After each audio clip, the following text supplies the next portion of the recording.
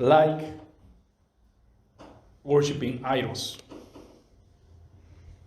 It's very easy for us to say, we're Christians, we don't worship idols. And some people, some Christians, they revere people through statues. That some people may call them idols.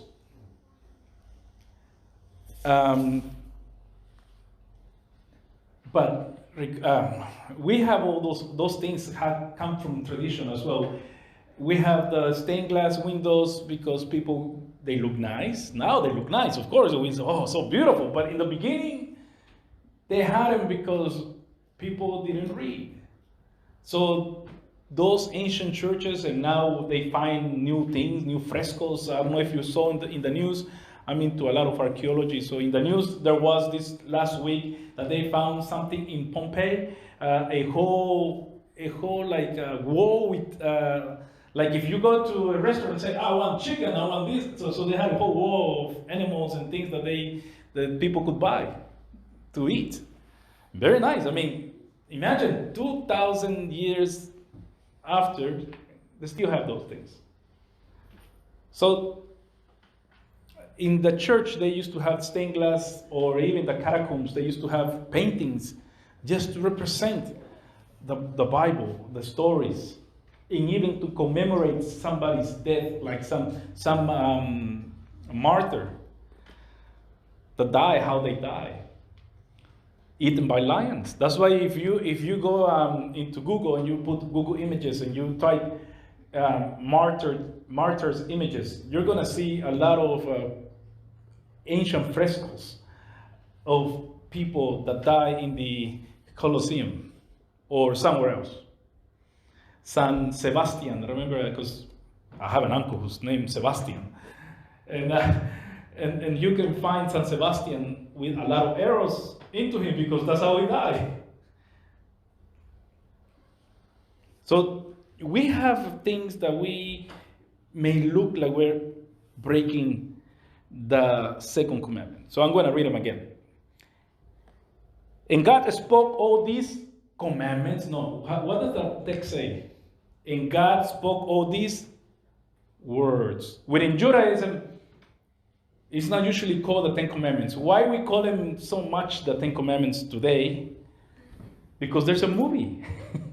There's a movie called the Ten Commandments. So we pick up on the movie and we call it the Ten Commandments. But in the Bible, it doesn't say about commandments. It talks about words. And when I was doing this, this song came to my mind. I don't know, those of you who are into the 80s music, words don't come easy to me. And what is he singing there? He wants to have words so he can start a relationship with this woman. And these are 10 words that God wants to have a relationship with us. How is that girl or a boy? Well, most likely a boy will have to find words to tell the girl, I like you. 3 very hard words to say to a girl.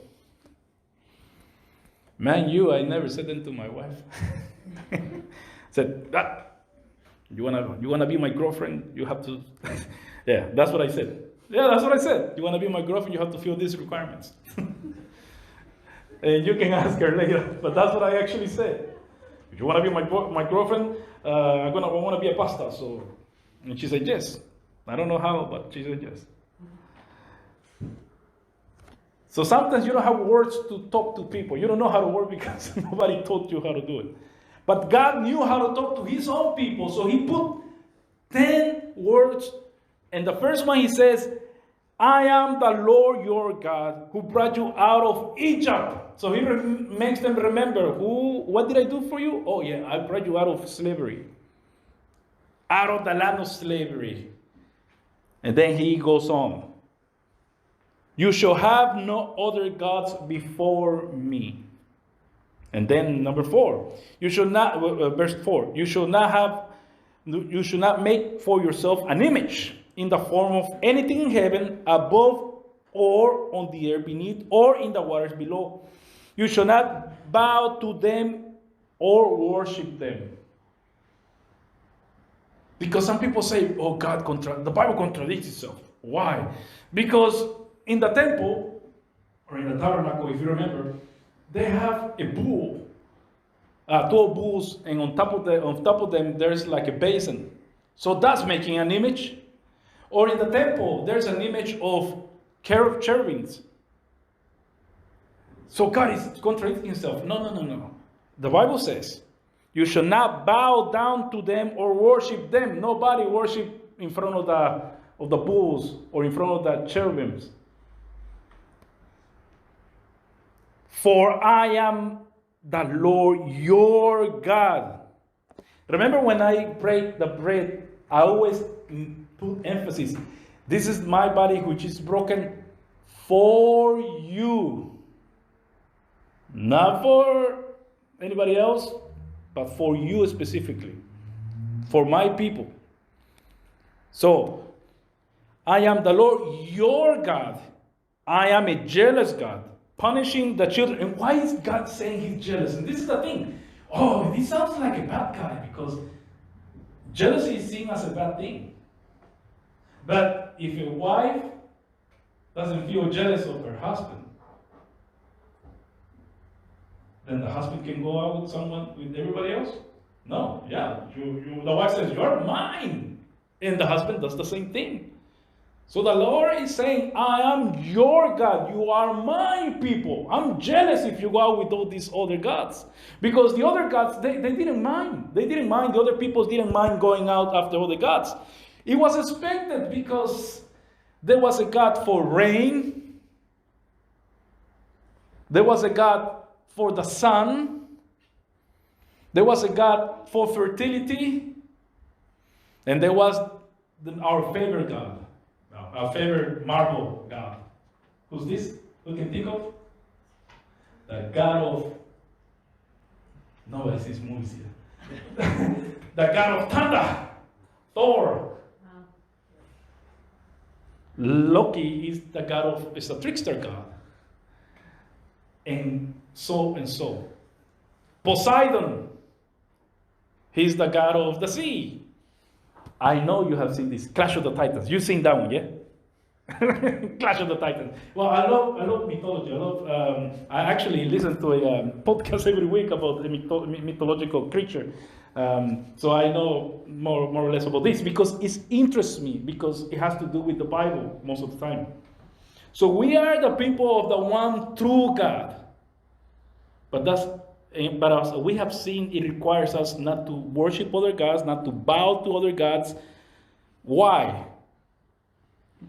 Because he's punishing the children for the sin of the parents to the third and fourth generation of those who hate me, but showing love to 1,000 generations of those who love me and keep my commandments. This is where we hear the word commandment. Finally, at the end of the third commandment. Or the third word. So in today's society, one God can be as good as another. You worship your God, it's good for you. I'm glad that you worship the God, but I'm going to worship this God. Biblical times, they were a plurality of gods for every single need. And that has crossed over to our society as well. I'm going to talk about it because I come from Latin America, and if you know anything about Catholicism, Catholics, they even have a saint. Like if you need a girlfriend, you have a saint, Saint Anthony. You pray to that saint, you go to church, you pay your homage, and hopefully you get a boyfriend or girlfriend. Or you have another type of saint, saints for healing, San Rafael. And so on. And in the times of the Bible, they also had those things like I mentioned Baal and his wife Asherah. So they were these two gods that they were into fertility, and as adults, you can imagine what that involves. They had a temple, and they got together, men and women, and they did detestable things in there, and that's why the Lord destroyed them. I mentioned Poseidon. Poseidon was a god of the sea in Greek mythology. So you pray to him if you want to have a nice trip. And of course, Nordic gods. The gods from Scandinavia. Loki, Thor. What's their father's name? If anybody remembers, David. Odin. Yes, Odin. Yes. So all these gods. There's a God for anything you need. But then this God from these little people, these little 70 people out of that went into Egypt, or 72, depending of which part of the Bible you're reading. These people, then they come out of Egypt and they confess only one God. And remember the 10 plagues. You seen the 10 commandments? Remember 10 plagues? Each, and I think I preached about this before, or I have a study in my blog. Each plague is against one particular God. And the last God that they fight against is the God of life and death, Horus. And what does God do? He kills the firstborns. So from the first plague to the last plague, this is a war against gods. Who's going to be the real God? Israel's, the slaves' God, or the Pharaoh's God? Gods. And Pharaoh thought that he was the son of God, that he was a God as well. So nobody could stand up to him. Who's the Lord? I don't know him. Remember when Moses showed up? Who's the Lord? I don't know him. Why should I listen to him? I am Pharaoh. And so when you read that, it says, oh, I am God. I mean, why should I listen to other gods? And look what happened. So you have a lot of gods doing little things like taking care of the weather. I wish. I wish sometimes that would be so, Thor, don't make it rain so hard, or don't make it thunder so hard. No, God, the God of Israel, is the one who takes care of everything. He's not only the God of the desert, but he's also the God of the valley. He's also the God of the sea. Remember in Jonah in the belly of the fish. How does that song go? In the belly of the whale. I've been sleeping with the fishes in the belly of the whale. That's a kid's song. And what happened? Oh, they were praying to their gods. Oh, they were all praying to their gods. But then Jonas woke up and said, oh, you know what? I serve the one true God. And I'm running away from him. So if you throw me into the sea, everything will come down. And they said, no, we'll keep on praying. He said, no, this is not going to stop unless you do what I tell you, because I serve the one true God. And when they threw him overboard, what happened? What happened? Come again. And what did those people do? They worship the Lord. Because the Lord, he's not limited to a geography or limited to science. Although he works within science, he works within the laws that he put on nature, but he's not limited to them. So Israel was expected not to worship other gods. We are Israel, according to Ephesians 2, verse 11 to 22. We're part of that people of God as well. So we are not to worship idols either.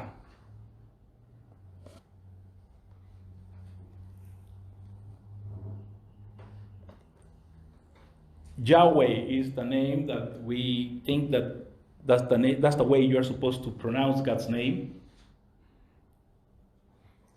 And as I said, how can you come out of Egypt and right away worship a calf? A golden calf, remember that? That was a representation of one of the gods of Egypt. But they said, no. We don't know what happened to Moses. I'm not going to read because this is a long one. But we don't know. Moses went up the mountain and it's been 80 days, 40 days, and we don't know what happened to this guy. So they asked Moses, they asked Aaron to do something. So what did Aaron ask? You remember the story? He asked for all the gold that they had. So he took all the gold, and the first account of it, he says, he fashioned a calf. And then he said, this is the God that took you out of Egypt, a calf. Why? Because our God has never been seen.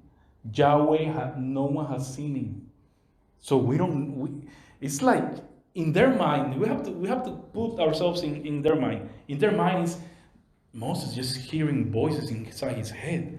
And he says that he sees things, but we don't know. Because they're so used to having an idol in front of them, worshiping it. Sometimes we're so hard on them. Why are they so idolatrous?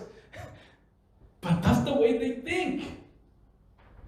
I was telling my wife yesterday, or my kids, imagine Moses coming to life. Right now we're watching TV, we're watching the news. And imagine Moses saying, how did these people get into this box? And going behind them and said, how come I can see them? So that's how apart we are. So Moses comes down, the Lord tell Moses, oh, look, your people have gone astray. And Moses comes down from the mountain, and what does he do? He breaks the law. He breaks the 10 words, the 10 commandments. And he asks Aaron, what have you done? And Aaron says, oh, the people got worried, and they got desperate, and they gave me their gold, and I threw it in the furnace, and out of it came out this golden calf. So he didn't do it. Do you remember somebody else in the book of Genesis who also blamed somebody else because of what they done? And then Eve, and then, this is the same trope. I didn't do it. And they worship this calf, and they call it Yahweh. This is the God who took you out of Egypt. No, it isn't.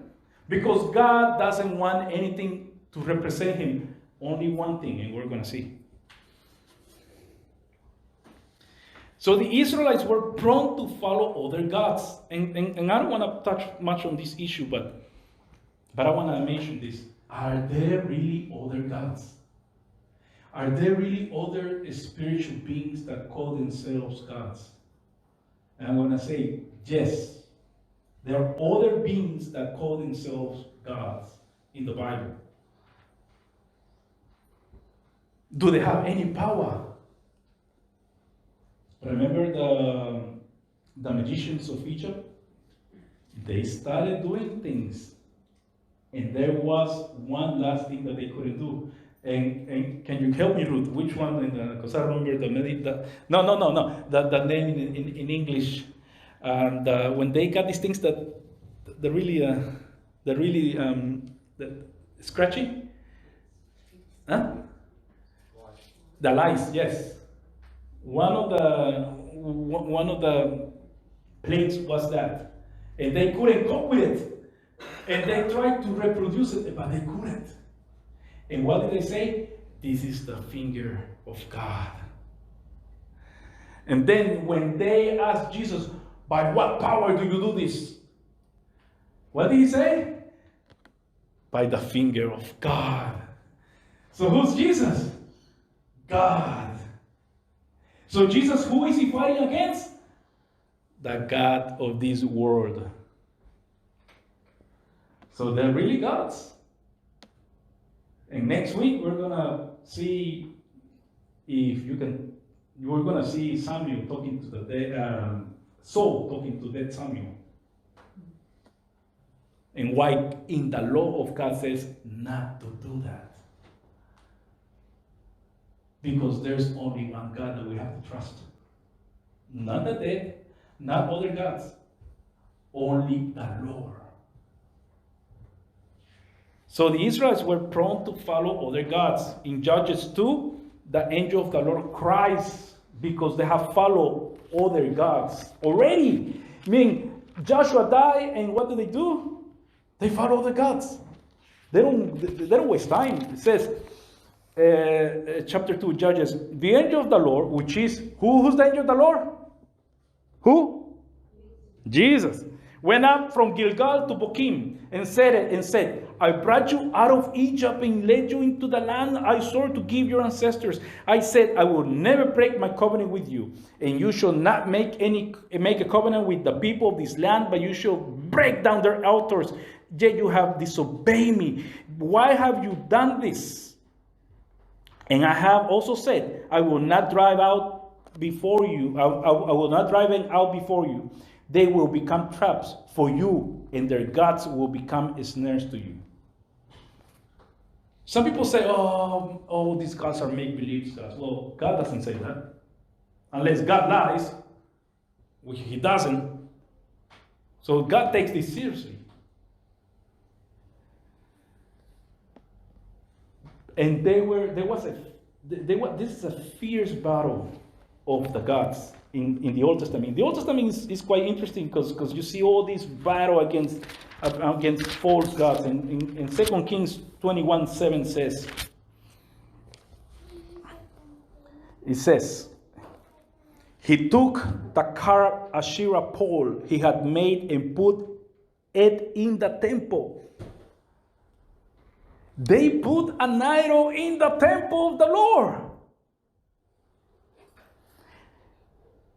In the temple of which the Lord had said to David and to his son Solomon, in this temple and in Jerusalem, which I have chosen out of all the tribes of Israel, I will put my name forever. Again, my name. Who's the name of the Lord? Who's the word of the Lord? Jesus. So, the Israelites were so idolatrous that they put an idol right in God's temple. Does the church do that?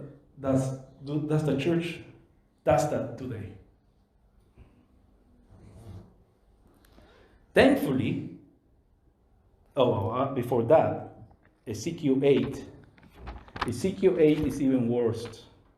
And then you wonder, why did God take his people out of the land? Because they were worshiping other gods in God's own temple. Ezekiel 8, and I'm just going to read some verses. Then he brought me to the entrance of the court. I looked and I saw a hole in the wall. He said to me, Son of man, now dig into the wall. So I dug into the wall and I saw a doorway there. And he said to me, go in and see the wicked and detestable things they are doing there. So I went in, and this is the temple of the Lord. So I went in and looked, and I saw portrayed all over the walls all kinds of crawling things and unclean animals and all the idols of Israel. In front of them stood 70 elders of Israel. 70 elders of Israel. Where do you hear these 70 again? In the book of Daniel. Where do you hear these 70 again? In the Gospels, where Jesus sends the disciples. So you are either in God's side of 70 or in the devil's side of 70. In front of them stood 70 elders. Oh, and also you hear this in the book of Exodus, the 70 elders that went up with Moses. So all the 70 represent the people of God. So 70 elders of Israel and Jaazaniah, son of Shaphan, was standing among them. Each had a censer in his hand, and a fragrant cloud of incense was rising. He said to me, Son of man, have you seen what the elders of Israel are doing in the darkness, each at the shrine of his own idol? They say, the Lord does not see us. The Lord has forsaken the land. Again, he said, you will see them doing things that are even more detestable. So these people not only brought an idol into the temple of the Lord, but also worship idols inside and said, no, the Lord doesn't see. The Lord does not see anything. And we have, as Christians, doing the same thing today. Because we have we know how we live. All of us know that we are not as holy as the Lord requires us to be holy. Starting from the one here, from the pulpit down, all of us are not holy people. We are called holy people by the Lord, but we need to follow Jesus' words, Jesus' commandments. We need to take up Jesus' cross. We have idols, my brothers and sisters. They can be of any type. How can somebody really, really hurt me? Burning my books. Yeah, because I love my books. And sometimes I have to come down. And this is something that I have since I'm a boy. Because my mom used to tell me, I used to give you money to buy things for you, and you used to buy a book. But it also can be music. It can be YouTube, the internet, your job. Because that may take precedence from following the Lord. But let me give you good news. There was a king who came and he broke all of that. That was King, let's see. Where is it? 2 Kings 18. 2 Kings 18, 1-4. In the third day of Hosea, son of Elah, king of Israel, Hezekiah, son of Ahaz, king of Judah, began to reign. He was 25 years old, and he became king. And he reigned in Jerusalem 29 years. His mother was Abijah, daughter of Zechariah. He did what was right in the eyes of the Lord, just as his father David had done.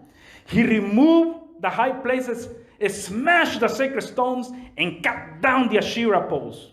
He broke into pieces the bronze snake Moses had made for up to that time the Israelites had been burning incense to it. It was called Nehushtan. So even what God had used to deliver the people of Israel, remember the bronze snake? That God got mad at the Israelites because they were murmuring, and God sent snakes to kill them. And then they asked for forgiveness, and they asked for them to be pardoned, to be forgiven. And what happened? God said, put out this bronze snake, and whoever looks at it will be healed. And what did Jesus say in the New Testament? Just as Moses raised up the snake in the desert, the Son of Man will be raised up as well. Again, we see Jesus in that. But what happened? They turned that into an idol that needed to be destroyed. So even things that God uses to bless us, to save us, may become an idol. Let us finish. We have also been delivered from slavery. If you read Romans 6, 1-7, and 1 Corinthians 10, 1 to 20, I recommend that you do, because I'm running out of time. It talks about how we have been delivered not only from slavery of sin, but Corinthians also talks about slavery to demons. Slavery to demons. And we're going to see that in our third week, how Jesus, I'm going to do it at the third week of my sermons. We'll see how Jesus confronts demons and the devil, and then finally we're going to see how Paul and the rest of the New Testament confronts that. So I'm inviting you to come. But let me tell you one last thing. The church right now is having through a very hard time this week, particular week. If you see Christian news or that sort of thing, we have one of our leaders in the faith in the last 40 years who has passed away. I'm talking about Rabbi Zachariah. They found out, well, actually, let me tell you one thing. They didn't find out. I've known this for 3 years. I've been saying that this happened. Nobody believed me. I've been demonizing the internet about it. But now, finally, Rabbi Zachariah International Ministries commissioned a investigation. And they found out that, yes, he did many bad things for many, many, many years with women. And a lot of people have said that cannot be true. But the wife and the daughters, they have said it was true. He has been named the biggest apologist, which means Christian defender of our generation.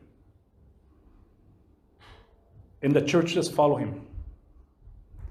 And many people are in pain because this man has been proven that he was pulling the wool off our eyes all these years. Why do people do that? Because they earn $40 million a year. That's what he was getting for the last 5, 6, 7 years. $40 million a year. That's a lot of money. Nobody wants to let that go. But the thing is that the church made an idol that didn't question him at all. And now a lot of people are saying, who do we trust now? We trust Jesus, my brothers and sisters. We only trust him. All of us need to renew our hearts and our minds. We're gonna fail in something. But our trust is only in the only one idol that we can worship. The only one icon in Greek. The only one icon that we can worship, according to Colossians 1:15, is Jesus. The only one who has never fallen is Jesus. The only one who has never lied is Jesus.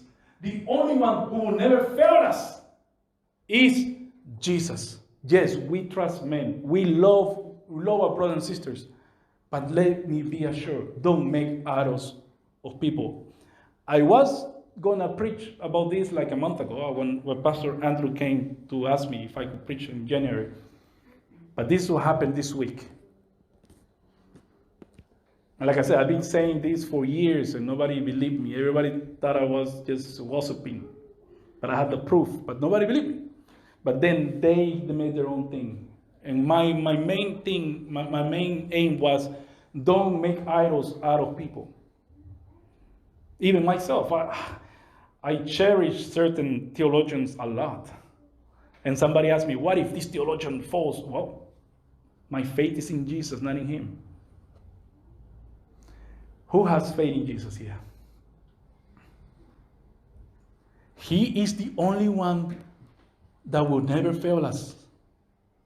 And when one of us fails, What does the Bible say? We go and pray for them and bring them back, the book of James says. And let me finish with this verse. In the last verse of 1 John 5:21, to let you see how serious this idolatry issue is in the church. Dear children, keep yourselves from idols. Dear church, let us keep ourselves from idols. Let us pray.